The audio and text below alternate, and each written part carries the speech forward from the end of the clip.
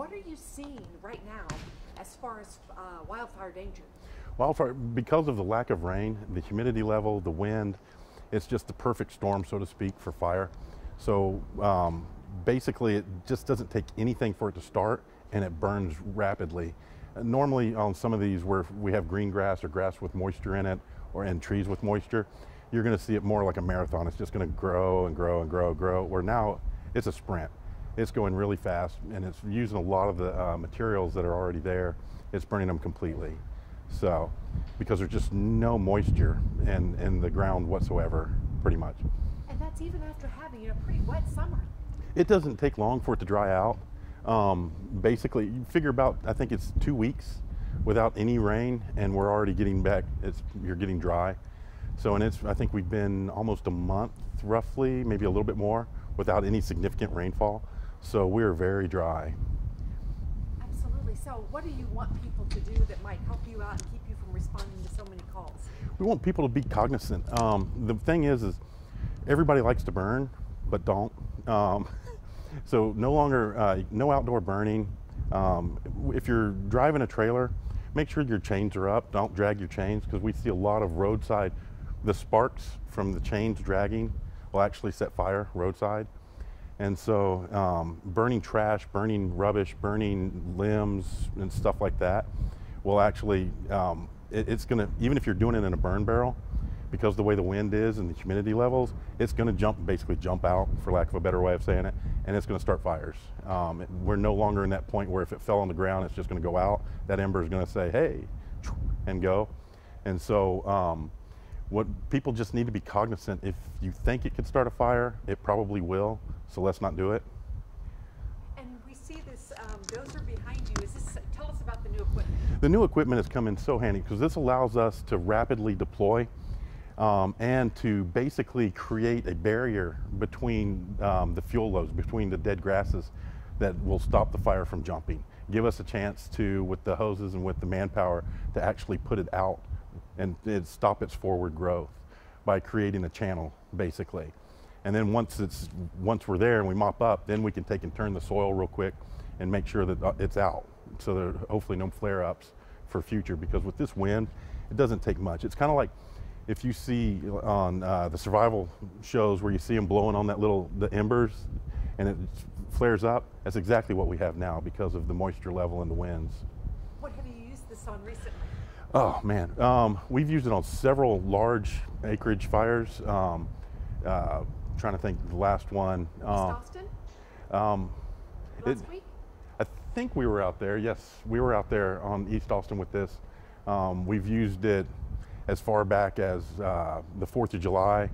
We had to deploy it, but I mean, pretty much we're using it weekly somewhere, especially with the way the fire system, with the moisture load and everything that we have right now.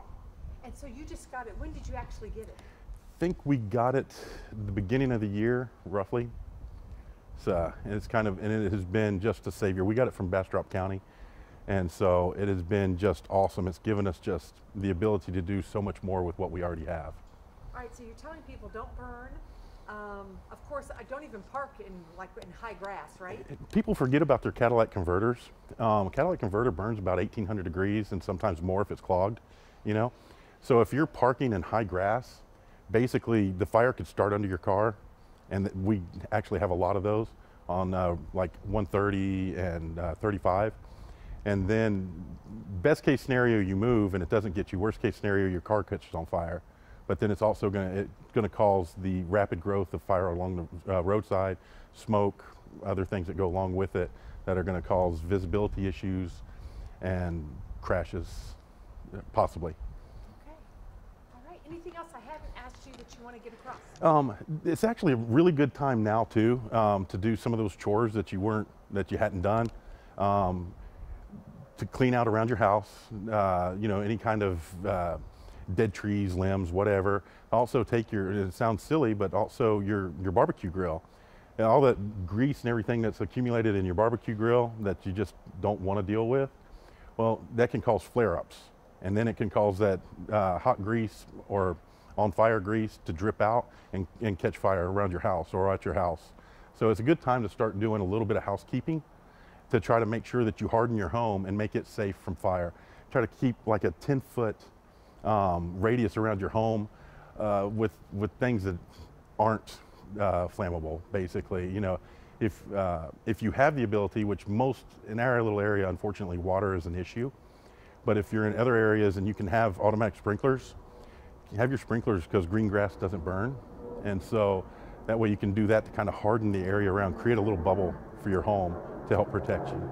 Oh, and one last thing I Yes, saw ma'am. on the press release that came out, they were talking about how eastern Travis County is kind of like a, kind of tells you what's going to happen maybe in the rest of the county. Maybe it's the first to experience the bad wildfire conditions. Explain that. We have a lot of cedars and a lot of and not a lot of water.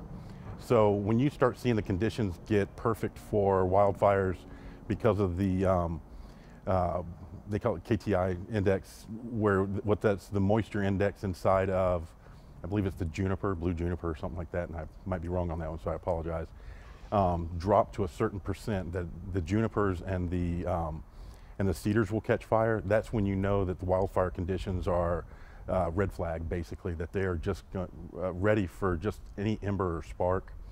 And so we seem to be the litmus for that countywide, due to topography, water, area that comes with it.